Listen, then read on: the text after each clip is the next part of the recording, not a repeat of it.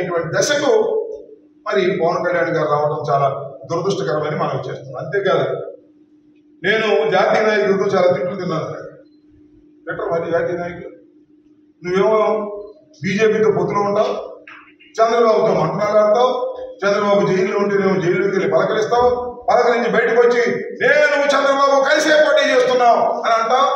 ఒక పొత్తులో ఉండి ఆ పొత్తులో ఉన్న పార్టీకి సమాచారం లేకోకుండా మరొక పార్టీతో పొత్తులో మీరు వెళుతున్నప్పుడు ఖచ్చితంగా ఏ రాజకీయ పక్షమైనా, నైతిక విలువలు కలిగిన ఏ రాజకీయ పక్షమైనా, నైతిక విలువలు కలిగిన ఏ రాజకీయ నాయకుడైనా నువ్వు చేస్తున్నది తప్పు అని చివాట్లు పెడతారు.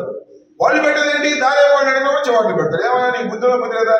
బీజేపీతో పొత్తులో ఉన్నావు కదా, బీజేపీకి చెప్పకుండా నువ్వేంటే చంద్రబాబుతో పొత్తులోకి వెళ్తున్నావు, వాళ్ళు అనుకున్నావా అని అడుగుతారు. అందువల్ల అనేక చివాట్లు నువ్వు తిన్నా రాబోయే కాలంలో మరిన్ని చివాట్లు తినేటటువంటి పరిస్థితి కూడా ఏర్పడుతుందనే విషయాన్ని దయచేసి పవన్ కళ్యాణ్ గారు గమనించాలని ఈ సందర్భంగా నేను మనవి చేస్తున్నా. సరే, పవన్ కళ్యాణ్ గారికి ఇంతవరకు పొత్తు అన్నారు కానీ ఆ పొత్తు ఎక్కడ పొడిచిందో అర్థం కావట్లా, ఎన్ని సీట్లు ఇస్తారో అర్థం కావట్లా, ఈయన ఎన్ని పోటీ చేస్తాడో ఈయనకి అర్థం కావట్లా. అక్కడక్కడ భీముడిలోనే పోటీ చేస్తాడు అంటున్నా అంట. మరి నిజమో కాదో తెలియదు, అఫీషియల్ గా అనౌన్స్ చేయనటువంటి పరిస్థితి. ఇలాంటి గందరగోళ పరిస్థితుల్లో మా ప్రత్యర్థులు ఉన్నారనే విషయాన్ని దయచేసి ఓటర్ మహాశయులు గమనించాలని మనం చేస్తున్నా.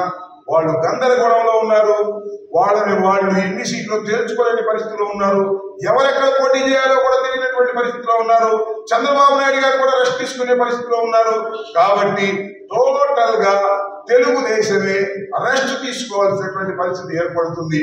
దానితో పాటు పవన్ కళ్యాణ్ గారు కూడా రెస్ట్ తీసుకునే పరిస్థితి వచ్చిందని ఈ సందర్భంగా నేను చెప్పదలుచుకున్నాను.